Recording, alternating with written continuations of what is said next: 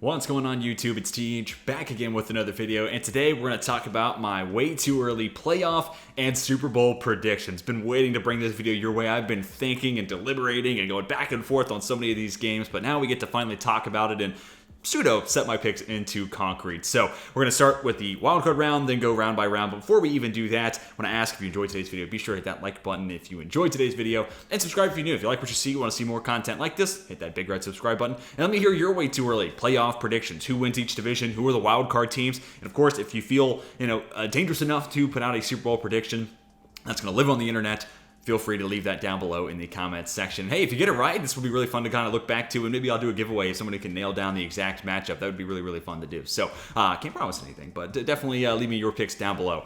Before actually we go team by team and game by game in the playoffs, I do want to go ahead and just showcase who basically made it and who did not, and then the seeding that correlates with it. So basically here are the top 10 seeds from each conference. You can see 1 through 7 how I have it playing out. It's 3 teams from the AFC East. That easily could have been the AFC North. I mean, depending on what you think about Denver, could have been the AFC West. But then the teams just on the outside looking in, Baltimore at 10-7. That was a really tough one. But, I mean, I got every team from the AFC making the playoffs with an 11-plus win record mark, which is really, really something. And plus, Baltimore, it's like, edge, got some question marks there. Cornerback 2, we got to, wait and see what that's going to look like. Rocky Austin, how solid can he be? And then we get the Steelers and then the Broncos. So it's a little top-heavy in the AFC, the way I see it. Then flipping over to the NFC side now. I got the 49ers taking the 1 seed. Talked about this a little bit in the NFC West way too early record predictions video. It could easily be them or Philadelphia. I'm not really too stringent on one being significantly better than the other. It really comes down to health. I mean, that's going to be the biggest dictating factor as we get through the season. Teams just on the outside looking at Atlanta, which, hey, I mean, I also have them just 2 games out from winning the division. I wouldn't be shocked whatsoever. And hey, if Atlanta wins the NFC South, there's a decent chance that a Bijan Robinson Offensive Player of the Year ticket will hit. So something there. If you think the Falcons can win the playoffs, that might be a bet for you to explore. And then we get Green Bay and Carolina at 7-10, which, hey, those 2 teams, first-year starters, obviously rookie with Bryce Young versus fourth-year player in Jordan Love. But nonetheless, not a terrible situation, and you're kind of in the hunt towards the end of the season. But anyways, let's get into the meat and potatoes and why you clicked on this video. Let's talk about my way too early postseason predictions. So you can already see here, this is how I have the wild card playing out. We'll start with the AFC. I got the Chargers getting some revenge on the Jags. This is also a spot here where I kind of think, not that every time a coach's job's on the line, you get a little bit more out of them and the team, but, obviously after the loss to the Jags and blowing that big lead, there were murmurs that Brandon Staley might be on his way out. So I think especially in this rematch, the Chargers kind of need to get a win so Staley can hold on that job. And, as much as I do like the Jags, and trust me, they can make some noise. I know a lot of people who are saying, Hail Mary Sports is a great YouTuber, and he kind of has the Jags. This is like, hey, everyone's talking about the 3 teams kind of leading the way in the AFC East. A lot of people are talking about Cincy and Baltimore, and maybe Pittsburgh and Cleveland maybe, and 2 teams from the AFC West, but like, don't sleep on Jacksonville. And I can totally respect that. I just got to see how the tackle situation plays out, as well as what does Trayvon Walker look like in year 2. Can he finally be the piece that helps out Josh Allen and gives this team a legit second edge rusher? Until then, I think the Chargers have a better roster, so I'll say they get the win on the road. And then Chiefs and the Bills win at home. It's kind of funny. It's a revenge game for Tyreek Hill, and it's actually a repeat of what we'll see in the regular season. And then Bills-Jets obviously would be the 3rd meeting of the season if it did play out like this. Right now, I just think the Chiefs and the Bills are just slightly better squads, and plus playing at home is nice, especially for that Miami-Kansas City game. Arrowhead is just such a daunting place to step into. The Jets, it's not like, obviously it's not a long drive to Buffalo, right? I mean, they're actually now getting to actually play in the state of New York, which is kind of fun. And obviously the weather won't be too different.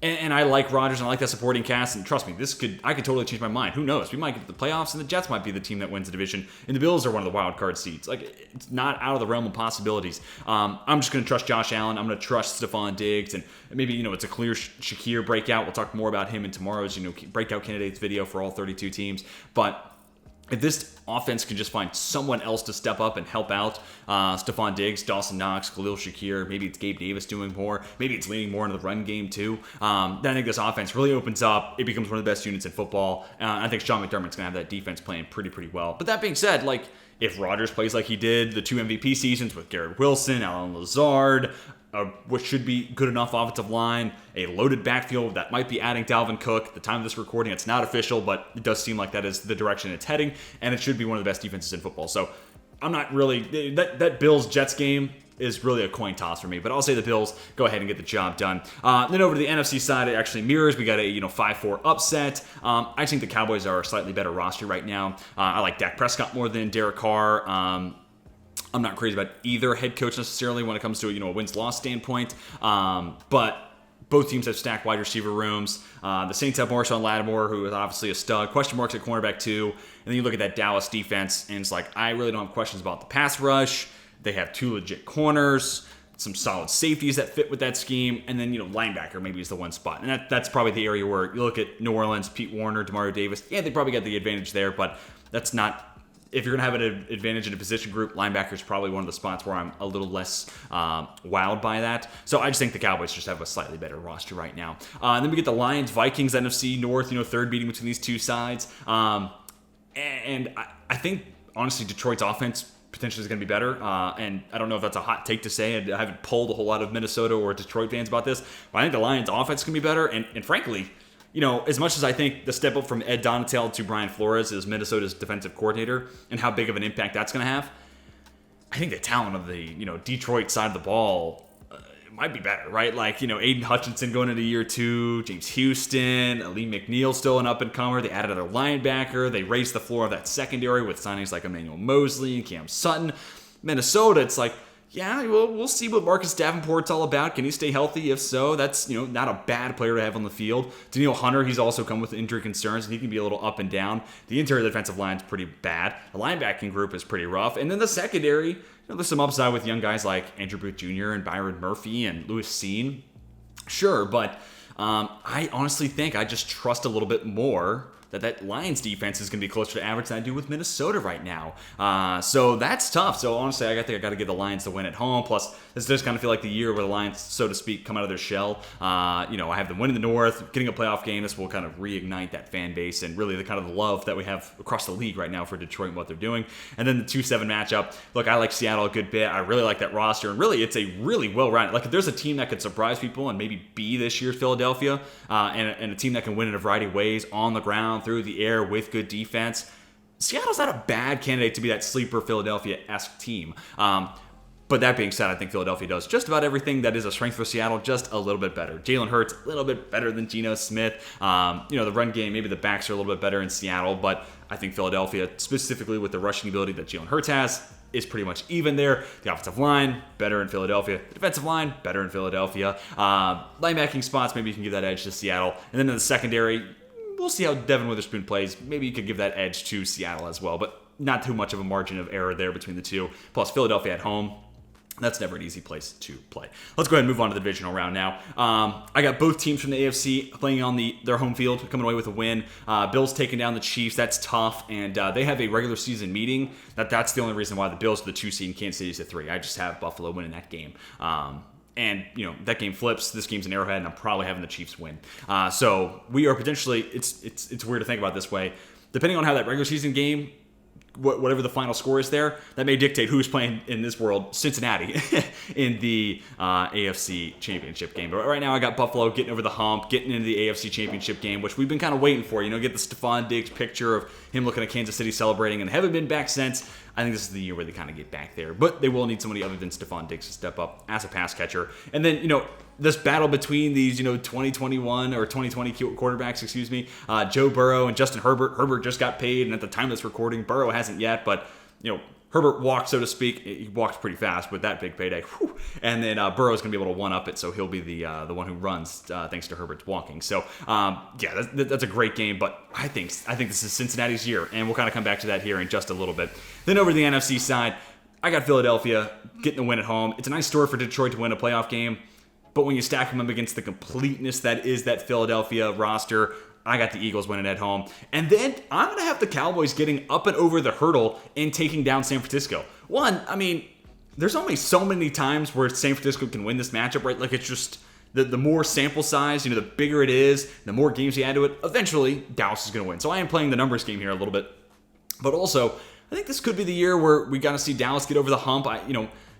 utilizing Tony Pollard a little bit more than Zeke Elliott. Like, it feels like they're kind of moving in a direction where they're going to take advantage of those little 1% edges that smart teams like San Francisco and Philadelphia and the Bills and plenty of others, Kansas City, just to name a few, have taken advantage of, and that's what's put them up and over the top. Now, the counter argument for why, maybe initially, this is one of those games I kind of went back and forth on, why I had San Francisco winning it was, Mike McCarthy versus Kyle Shanahan as a play caller, or even if it's Brian Schottenheimer as the play caller for Dallas versus Kyle Shanahan, there's a pretty decisive advantage there for San Francisco. But I'm just going to say this is the year where, Dallas's defense is able to go toe-to-toe with San Francisco. We don't see Dak Prescott commit nearly as many turnovers. He kind of got weirdly turnover-heavy last year, especially down the stretch and in the playoffs. So I'm going to say he rights those wrongs. The defense is up for a challenge against San Francisco's, and Dallas gets the job done and moves on to the NFC Championship game, which gives us a battle between two NFC East teams. Let's go ahead and start there to continue on that point.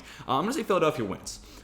These are two legitimately of the best rosters the NFC has to offer right now, and you could sell me on either one being the more complete, right? Like, I look at Trayvon Diggs and Stephon Gilmore, and I'm like, man, that's a corner tandem just as good as James Bradbury and Darius Slade. That's awesome.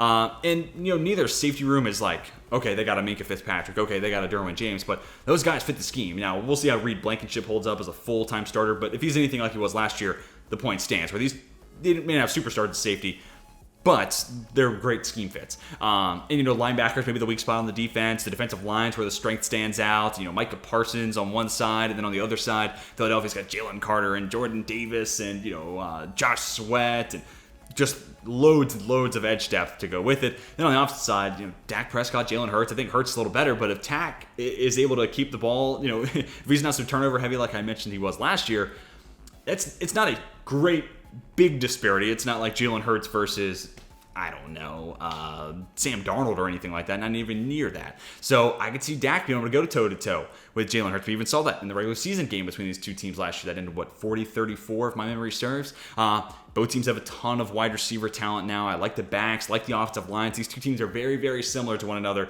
I'm just going to say Philadelphia at home gets the job done. And then also maybe coaching, Nick Sirianni. Obviously, there's a lot of turnover between the OC and the DC in Philadelphia, but Sirianni versus McCarthy, I think I like Sirianni as head coach a little bit more. Then over the AFC side, I'm going to have Cincinnati taking down Buffalo. This was the Monday Night Football game we didn't get to see last year because of the DeMar Hamlin situation. It's great to see him on the field, by the way. Just a quick side note. But yeah, I think Cincinnati's a better team. I think Cincinnati, like if you take away Jamar Chase, they can go to T. Higgins. They can win with Tyler Boyd. They can, utilize Joe Mixon as a pass catcher too. They just have more avenues to be able to have success through the air, which is their identity. Cincinnati and Lou Anarumo, which I've said this a couple times, I think this is the year where people are going to be saying nonstop, talking heads, NFL Network, ESPN, everything in the middle. You're going to hear, oh, that offense is great, but Lou Anarumo really is the special sauce, that kind of gets this team that little bit better, makes them a legit Super Bowl frontrunner as opposed to just a contender. And I think you're going to hear that basically every Sunday and, honestly, during the week a ton. So Lou Anarumo is going to find a way to try to limit Stephon Diggs. And if he does that, then I come back to this point I've already mentioned a couple times. Who's stepping up? Who is that number 2 pass catcher for the Bills? And right now, that's a question I need to have answered. And for Cincinnati, there is nowhere near a question mark about who will step up if Jamar Chase can't play or if he is taken away schematically. So then we get to the Super Bowl, and like I said earlier, I think this is a Cincinnati Bengals year. It's tough to have Philadelphia lose 2 consecutive Super Bowls, and I don't like that. I initially had it being Cincinnati versus San Francisco, and I kind of had the same question mark. Is Joe Burrow going to lose 2 Super Bowls, or is Kyle Shanahan going to lose 2 plus a third when he was the OC in Atlanta? There's not really a great answer here, and I even considered having Dallas win the NFC Championship, but it just kind of comes back to Mike McCarthy and, call it a curse, call it whatever you want. Dallas does feel like they're just a choke away every single postseason run, so if that trend continues, it's hard to imagine them getting the Super Bowl. Plus, I already saw the GOAT house, already had Cincy Dallas, so I was already planning on doing Cincy Dallas, but then he kind of beat me to publishing it, and I don't want to be a copycat, so credit to Riz there, he beat me to it. But even Cincinnati and Philadelphia, that would make for a great Super Bowl, 2 really balanced rosters, but I think the restructure of Joe Mixon is not something they normally do. One more year at least with T. Higgins plus Jamar Chase and Tyler Boyd. I think they'll keep chasing Higgins long term, but this will almost certainly be the last year they have Boyd and Mixon in the mix on top of that. Bringing Orlando Brown Jr., They just extended Trey Hendrickson. They're keeping the defense together. As long as Chidobe Awuzie is healthy, they at least got number one shutdown corner on that roster, and they can kind of figure out and piece up the rest, which I think they have the pieces to be able to do that. Long story short, I think this is just Cincinnati's year. Now, maybe I'm getting a little too ahead of myself, and I will say my caveat to that is I like the Bengals a lot more as an underdog. Not as like when you get the Burrowhead stuff, it's like, all right, you're kind of losing your luster there. You're kind of losing me a little bit. And I like this Bengals team a little bit more when they're on that Cinderella Super Bowl run. It's them versus the Rams, and nobody's really counting on them to win, even though I did predict the Rams to win that Super Bowl. So I'm kind of speaking out both sides of my mouth. But I like that Cincy team and how I feel about them a lot more than like, Burrowhead, we own Kansas City. And it's like, all right, take it easy. But, I'm kind of, going on a win here. But hey, that's what happens when you try to predict a game played in February, doing it at the end of July. You gotta have to do that stuff. But I do think this is the Cincinnati Bengals year, which makes me want to throw up as a Steelers fan. But, so be it. I'm here to predict the NFL. Put my biases aside, and I'm trying to do the best that I can. But let me hear your Super Bowl predictions down below, as well as playoff predictions. Who wins what divisions? Who are the 3 wildcard teams? And what do you think our Super Bowl matchup will be, and who comes out on top? If I had to give you a score prediction for this Cincy and Philadelphia Super Bowl, I'll say 27-24 Bengals over the Eagles. Let me hear your score prediction as well down below. Hopefully you guys enjoyed. Hit that like button if you did. Subscribe if you're new, and leave me those comments down below in the comments section. That's going to do it for me. Hope you all have a fantastic rest of your day. Until next time, my name is Teach, and I'm signing off.